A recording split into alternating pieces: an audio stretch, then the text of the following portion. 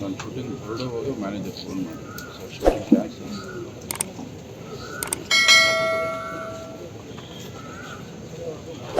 ದಿಲೀಪ್ ಅವ್ರು ಹೋಗ್ಬಿಟ್ಟು ಯಾವ ದಿಲೀಪ್ ಸರ್ ನಮ್ಮ ದಿಲೀಪ್ ಅವ್ರು ಬೈದ್ಬಿಟ್ಟೆ ಬೈದ್ಬಿಟ್ಟು ಮತ್ತೆ ಫೋನ್ ಮಾಡಿ ಅಪ್ಪೂರು ಹೋದಾಗ ಹೀಗೆ ನಾನು ನಂಬಲಿಲ್ಲ. ಆಸ್ಪತ್ರೆಗೆ ಹೋಗಿ ಅವರ ಪಾರ್ಥಿವ ಶರೀರ ನೋಡಿದ ಮೇಲೆ ನನ್ನ ನಂಬಿಕೆ ಬಂತು. ಆಸನ ಇವತ್ತು ದಿಲೀಪ್ ಹೋದರು ಅಂದಾಗ ನಾನು ನಂಬಿಕೆ ಆಗಲಿಲ್ಲ. 2 ಗಂಟೆ ನಾನು ಸುಮ್ಮನೆ ಕೂತಿದ್ದೆ. ಹೇಗೆ ಬರುತ್ತೆ ಸಾವು ಮನುಷ್ಯನಿಗೆ?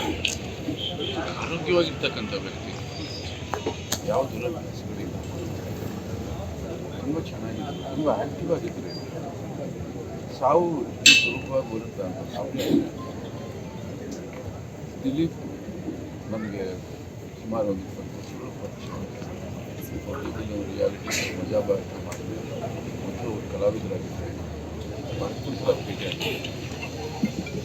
ಪಾರು ನನ್ನ ಅವರ ಮಧ್ಯೆ ಸಂಬಂಧವನ್ನು ತುಂಬ ಉತ್ತರ ಮಾಡಿದರು. ಪಾರು ನನ್ನನ್ನು ಒಂದು ಹೊಸ ರೂಪದಲ್ಲಿ ಅವರು ಹೊಸ ರೀತಿಯಲ್ಲಿ ನನಗೊಂದು ಹೊಸ ಇಮೇಜನ್ನು ಪಾರು ನೆರವಾಗಿ.